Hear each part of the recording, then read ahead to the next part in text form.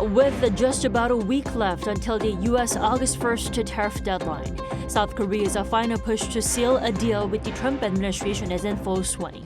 The presidential office says it'll do its utmost to realize mutual benefits for the two sides. In a bid to bring medical schools back to normal, the South Korean government announced on Friday that it'll allow the 8,000 medical students who boycotted the previous government's push to expand medical school admissions to return to class in the fall semester. A sweltering heat wave is sweeping across South Korea, pushing authorities to issue the highest heat wave alert level. The extreme heat will be at its peak this weekend. Amid concerns over a lack of visible progress in the tariff negotiations with the U.S., South Korea's top office gave a briefing today regarding the progress so far. Negotiations are well underway and various options are being considered. Our Kim Do-yeon has our top story. The presidential office says negotiations with the U.S. to reduce the announced tariffs are underway, aiming for a mutually beneficial deal with national interest as the principal. On Friday, Presidential Chief of Policy Kim Yong-bum and National Security Advisor Wi Sung-rak gave a briefing following a high-level strategy meeting at the top office with Deputy Prime Minister for Finance Gu Yun-chul and senior presidential officials. This also came as Korea's industry and trade ministers met with U.S. Commerce Secretary Howard Lutnick in Washington on Thursday local time. The two sides reaffirmed the importance of cooperation in strategic manufacturing sectors, including shipbuilding and semiconductors. We agreed to further detail that cooperation and reaffirmed our commitment to achieving a mutually beneficial deal before the August 1st deadline. Negotiations are being pursued as a comprehensive package spanning tariffs, investment, security, and government procurement, especially focusing on bilateral cooperation on chips, shipbuilding, and manufacturing industries. While concerns have been raised over a lack of visible progress, especially following the cancellation of a planned meeting between Deputy Prime Minister Koo and U.S. Treasury Secretary Scott Bessent, as well as the National Security Advisor Wee not being able to meet his U.S. counterpart Marco Rubio in person during his trip to Washington. There's been some talk of a breakdown in negotiations, but as you can see, discussions are ongoing across all fronts. Officials noted that Korea's negotiating team is stationed in Washington and maintaining close contact with U.S. officials, including Trade Representative Jamieson Greer and Secretary Lutnick. Another round of meetings is scheduled for Friday, Washington time. Meanwhile, the Korean side is closely studying the recent U.S.-Japan deal, reportedly tied to a $550 billion investment commitment to better position itself in the ongoing negotiations. Seoul is also assessing what terms were actually agreed to, as much of the content remains undisclosed. Kim Do-yeon, Arirang News. U.S. President Donald Trump amps up the pressure on Federal Reserve Chairman Jerome Powell to make benchmark interest rate cuts ahead of the Fed's meeting next week. Now, this time in person by making a rare visit to the Federal Reserve. Our Moon Ji-young has more. U.S. President Donald Trump engaged another subtle, tension-filled bout with Federal Reserve Chairman Jerome Powell, this time at a construction site. In a rare visit on Thursday to the Federal Reserve, less than a week before the FOMC meeting, Trump inspected what he calls the costly renovation of the central bank's buildings. So we're taking a look, and it looks like it's about $3.1 billion. It went up a little bit, or a lot. So the 2.7 is now 3.1. In response to Trump's cost allegations, the Fed leader noted that it appeared the president had included the cost of overhauling another central bank office in the current repair cost for two buildings. No, it was built 5 years ago. We finished Martin 5 years ago. This tense exchange unfolds amid the Trump administration's consistent criticisms of Chairman Powell's stewardship of the independent agency and his decision not to cut interest rates this year, a move strongly demanded by Trump. Trump reiterated his stance that the Fed position on interest rates was hindering economic progress. He stated that Well, I'd love him to lower interest rates, but other than that, what can I tell you? The country is doing really well. after the visit, Trump said it was not necessary to fire Powell, although he has previously raised the possibility of getting rid of the Fed leader. President Trump has explicitly called for the Federal Reserve to lower key rates by 3 percentage points. However, the U.S. Central Bank has held interest rates in the 4.25% to 4.5% range throughout the year as it monitors the potential economic impact of tariffs. Presidential visits to the Federal Reserve are uncommon, with former President George W. Bush's visit in 2006 marking the last such occasion before this event. 문지영, 아리랑 뉴스. Back on the local front, thousands of medical students who boycotted classes over the government's medical school admission plans will be allowed to be back in school in the fall semester. Our Park Kwon-woo has the details. A year-and-a-half-long standoff between the South Korean government and the medical community is now showing signs of a breakthrough. On Friday, the Education Ministry unveiled a plan allowing roughly 8,000 medical students who face failing their courses after boycotting classes to return in the second semester. The students had protested the previous administration's push to expand medical school admissions. The new plan follows a proposal put forward by the Council of Medical School Presidents, which has been under discussion. Key elements of the government's plan include shifting from a year-based academic system to a semester-based one, allowing students to make up missed credits during breaks and continue their studies. Graduation timelines for third-year students will now vary by school, with options in either February or August of 2027. As the duration of clinical training varies by university, those graduating in February will be able to graduate one semester earlier. Additional national medical licensing exams will also be scheduled to accommodate returning students that graduate this August. The government on Friday also held the first disaster response meeting on the collective resignations by doctors since President Lee Jae-myung took office. Second Vice Health Minister Lee Hyung-won expressed deep regret over the prolonged disruption to healthcare services. He reaffirmed the government's commitment to a people-centered medical reform built on dialogue and trust with the medical community. The minister added that both the new administration and the medical sector are beginning to take steps toward rebuilding trust, emphasizing efforts to listen to feedback directly from the field. With these developments, a once tightly knotted standoff now appears to be slowly unraveling. Park Kwon-woo, 아리랑 뉴스.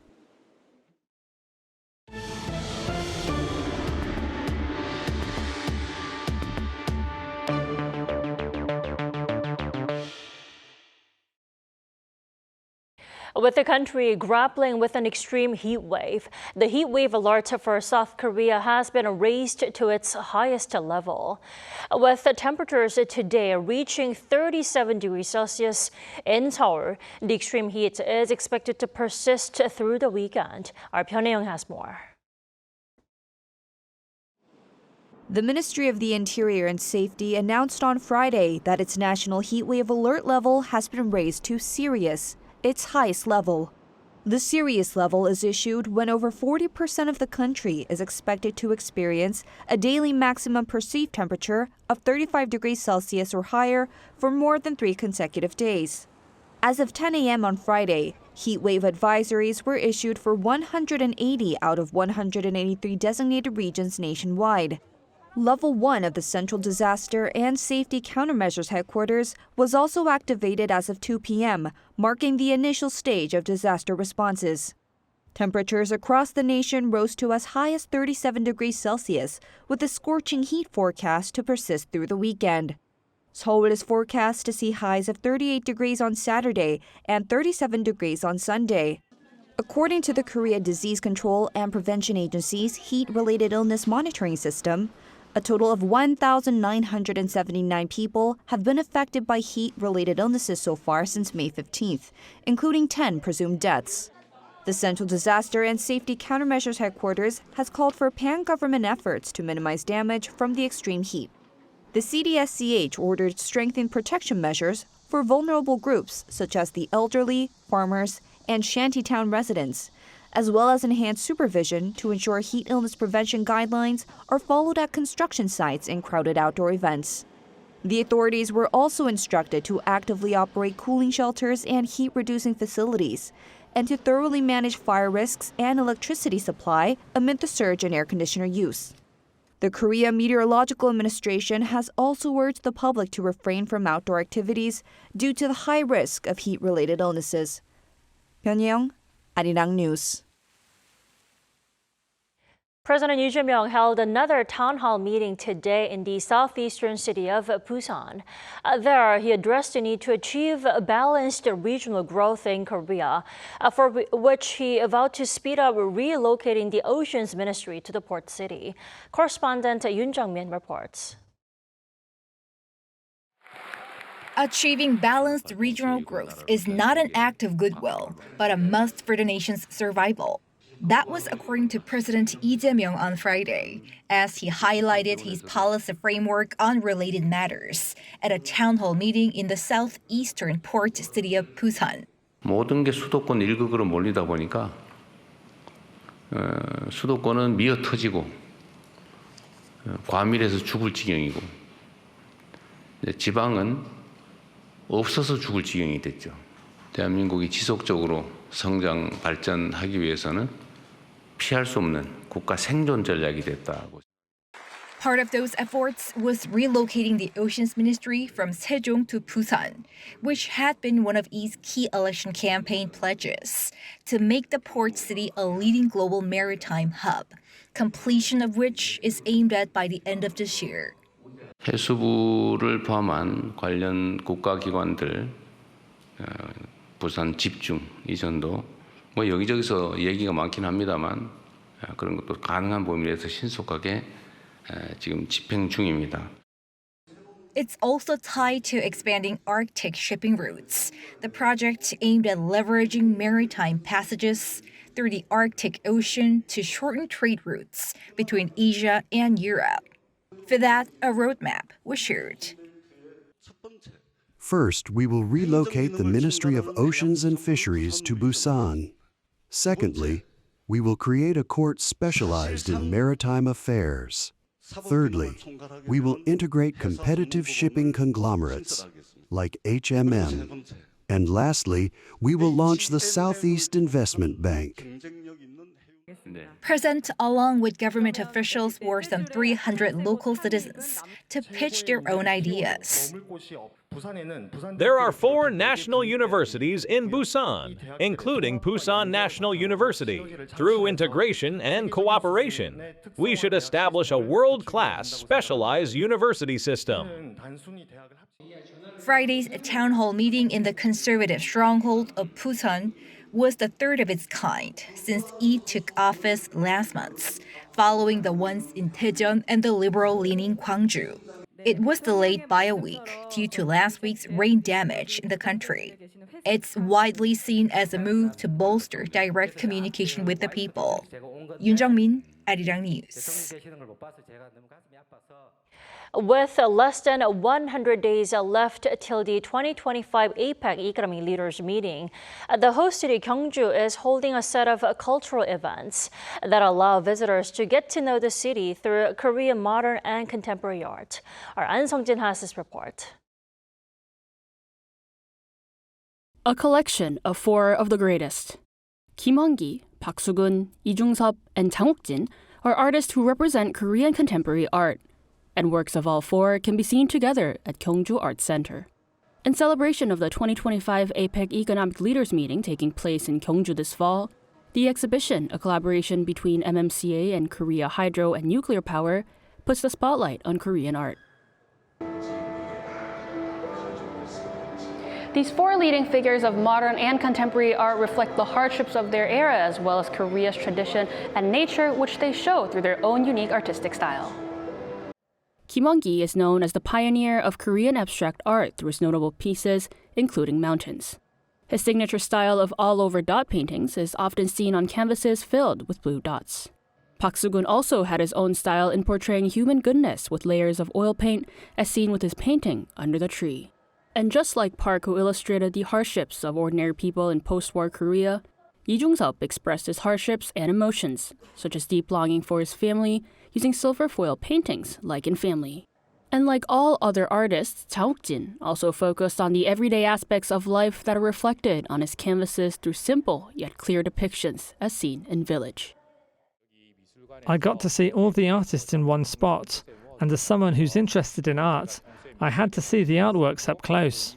Pieces from artist Kim Hwan-gi are not so easily seen, and to see the change throughout his work was moving.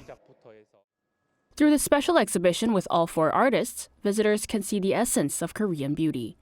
And the Gyeongju Foundation for Arts and Culture notes that more such events in accordance with the APEC Economic Leaders Meeting will take place to boost the city. Holding such a large-scale exhibition means a lot. Not only will it contribute to the vitalization of regional culture and art, but by hosting these exhibitions outside of Seoul and the capital area, allow local residents to explore these cultural events and boost their pride. This exhibition runs till October, so for those interested in exploring Korean contemporary and modern art, visit the historical city of Gyeongju. An Sung-jin, Arirang News, Gyeongju.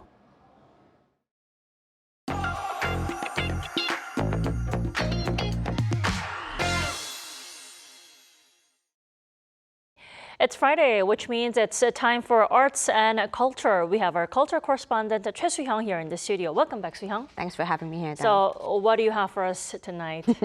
Yes, Dami. About a year ago, a lost Joseon-era building was returned home from Japan after about 100 years. This is Kanertang, which is believed to have been used as a Joseon royal shrine, has been returned.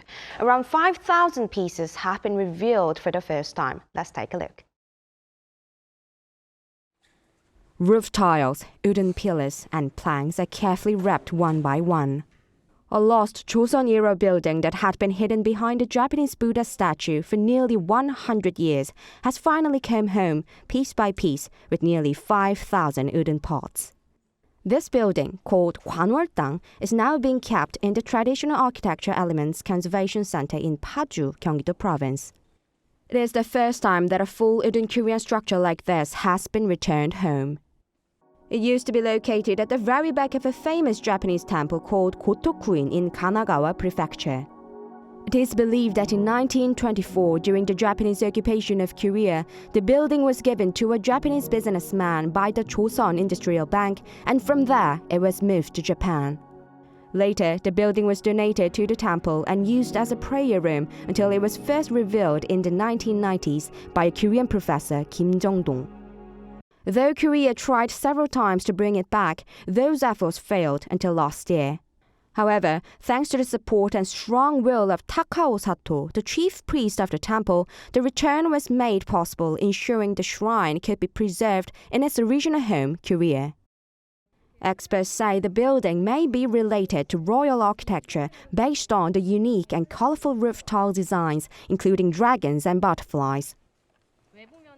This feature has a striking appearance. It is usually found in palace buildings, and at Kanertang, 10 pillar patterns like these were installed. This shows that Kanertang is linked to royal architecture. There are 5 known remaining Joseon royal shrines. We think this one was also royal, but likely outside in a small palace near Gyeongbokgung. It's probably a prince's shrine, smaller than those for royal concubines. Park also noted that even though the building stayed in Japan for a long time, there are clear signs that any attempts at restoration followed traditional Joseon architectural styles. The roof tiles taken from Joseon were only the original ones installed at Kanertang, so if those tiles were damaged, they would have made new ones in Japan. But they copied the original Joseon's designs exactly, even though the dragon pattern is very complex to produce. Administrator of Korea Heritage Service Hamin also expressed a strong commitment to continue bringing back cultural heritage items that were taken out of the country.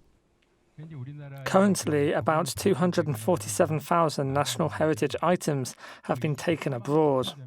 Of these, only about 5% have been returned by repatriation or donation. We are determined to recover all items that were stolen or illegally taken. Once research are complete, the plan is to restore Kanertang by preserving its key parts and recreating the damaged sections using traditional methods as much as possible. There's that. Now, I'd like to ask, what is the current stage of the research progress on Kanertang so far? Yeah, actually, there's not much information about Kanertang as right now, and even what is Kanertang's real name is, what it was used for, and where it was located, or even when it was built.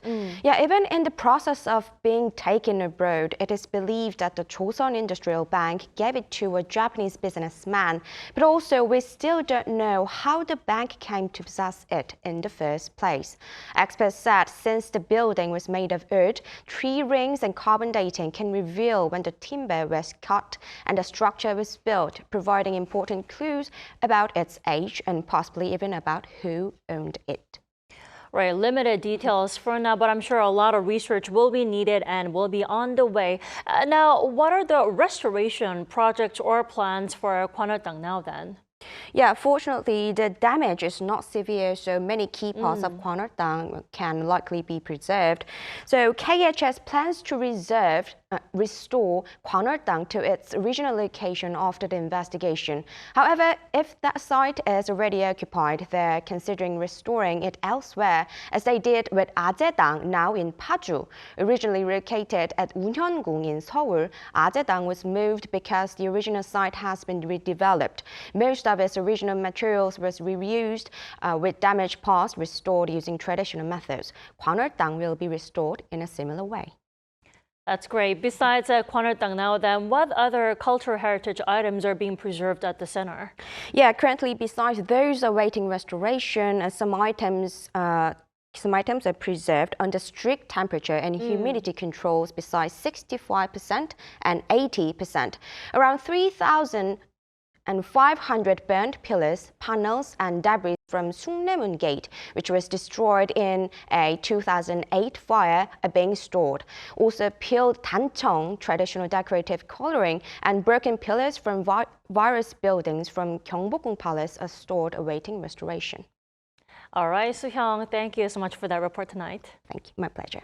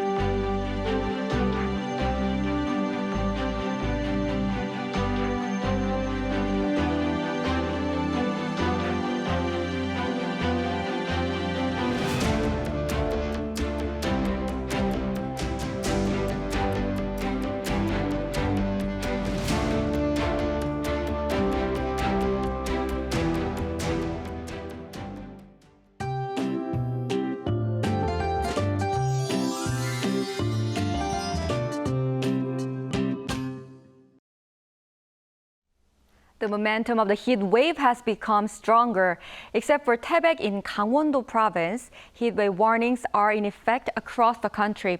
The daytime temperature in Seoul soared to a high of 37 degrees Celsius, and it was just the same in Jeonju. The peak of this summer heat is coming tomorrow.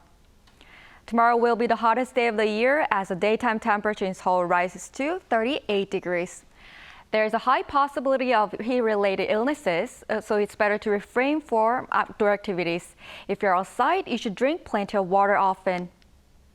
Tomorrow morning, Seoul will start off at 28 degrees, Busan at 26 degrees.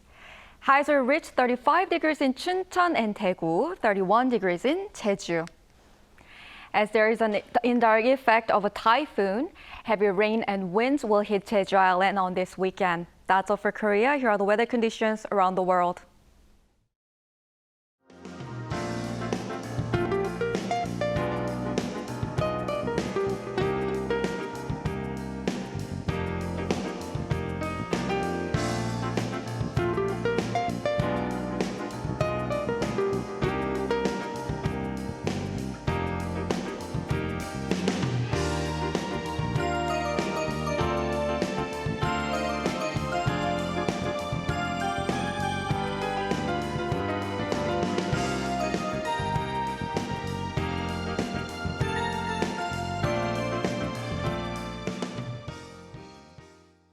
That is all we have for tonight. I'm Kim Dami. For all of us here at Arirang, thanks for watching and good night.